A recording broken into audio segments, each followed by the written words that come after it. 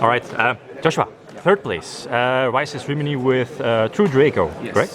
Is there anything you want to say before we go to the list? I didn't have that much time to prepare. Worlds was 2 weeks ago and I didn't play any Rimini format before because I was only testing for that. So like 2 weeks when Worlds was finished, I just wrote in the team chat and I was like, yo guys, show me your Zoo list, show me your Draco list. And this one, the idea for this deck is basically from some of the guys on the team. I just like the Draco deck more because I'm not a fan of the Zoo mirrors. And I kind of took the same approach that I took in Prague, where I just, when everyone's playing Zoo and I don't want to play the mirror, I just try to find the deck that can beat Zoo. Yeah. Also when going second, because Zoo is so naturally strong when going first. So in Prague that was Paleo, but now Paleo is kind of dead due to this deck. So this deck can definitely beat Zoo going second. I'm going second blind if I win the dice roll. So that just shows how powerful it is going second against Zoo. Exactly. And it worked out quite good. really well. Yeah, it could have worked out a little bit better. Yeah. Okay. It happens, it's fine. So yeah, the deck is 3 Dynamite, 3 Ignis, and 1 Masterpiece. That's it for the Draco monsters. I think that's ideal.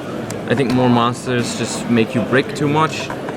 Sometimes you do want the second Masterpiece, but I'm playing Waterfall to get it earlier, which I think is the best solution for it, because like Waterfall is not really a monster when you draw it under the Mice and stuff, but it gets you basically playing 5 copies of Dynamite, 5 Ignis and 3 Masterpiece, which is nice. And then we made 3 Cherries, which was because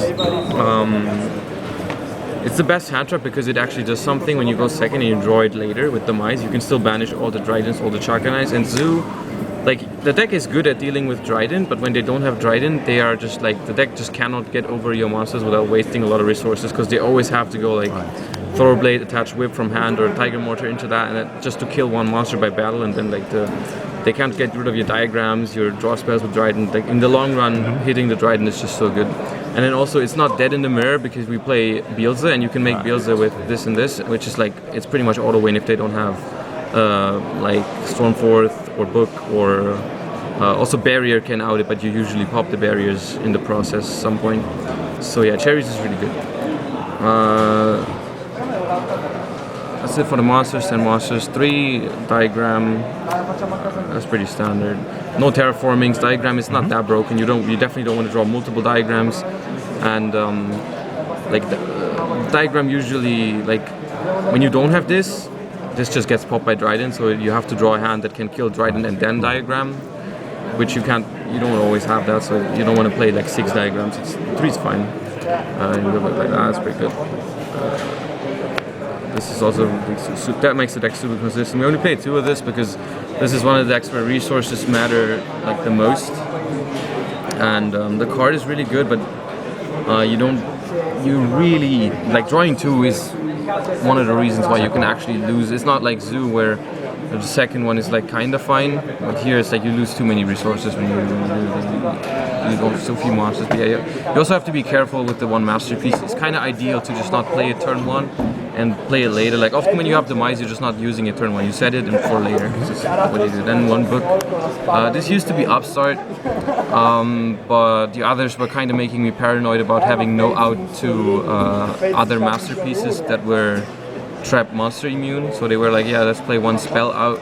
And I think this is the best one, because it's also really good against Zoo, because when they XYZ, you just book it, and it can act like kind of as a barrier for the turn, because they can't do any other XYZs afterwards. And, well, Book is the card that I sided out every single game now. Okay. Then the traps is 6 Draco traps, 3 barriers. Because even though you go second, it's still really good because you have no problem clearing Zoo boards. You distribute a trap for a monster, and it's usually enough already to clear the board. And then you just like, you let them do something, trigger your monster effects, get the search, then you bury them for the turn, so they can't even get rid of your stuff. So that's where you snowball after killing their board turn 1. So it's like still really, really good.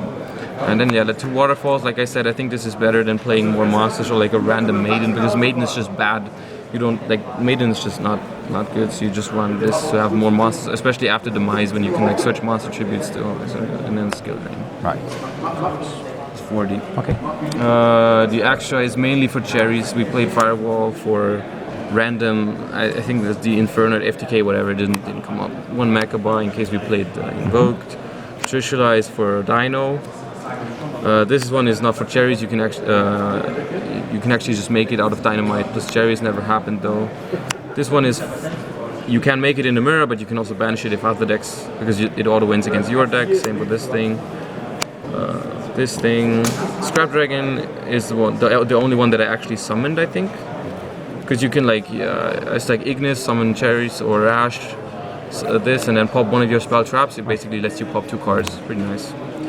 Fairy Dragon to cover ABC and Spiral, because Eugen has been playing Spiral for quite a while, and he said if you cherries the Fairy Dragon, it doesn't do anything, and so I was gonna play Buster, but ABC is also really vulnerable to this because they play the Crocodile doing stuff to do combos. Without this, they can't really do anything. And then the one Dangalong for Dino, and then I played 4 Zoos. I didn't think it was necessary to play the Borbo or Hammer Kong just because they're usually only material in the middle. I never really used. I've never chose only these 2. Basically, is what I chose. But these 2 can still be relevant. And then one Dweller because that's the one rank 4 that can really screw you up sometimes. So you can cherries it away. The side deck is 3 Ash mainly for the mirror. It's just really only good against Draco, so you don't main it. The second Masterpiece for the mirror, simply because you want to be free to activate desires whenever you can, and this is one of the biggest problems in the mirror is to get over this when it's spell trap monster. And 3 Cosmic, also mainly for the mirror, and also Draco Zoo. 2 Chalice for the mirror. The side deck is almost always for almost everything is for the mirror because the main is so good against Zoo. Actually, I side 1 card against Zoo, which is Book against Chalice. If I see their extra deck and I see that they're playing Dweller, I side out a diagram as well for 2 Chalice, but that's it for against Zoo. I don't side anything else. 3 Deflector is for Draco Zoo, and for the mirror match, when you win a game, so you know they're going to let you start, because you definitely want to go second in the mirror match, so you side those in when you win the game. Same for these, they're really good when you go first in the mirror.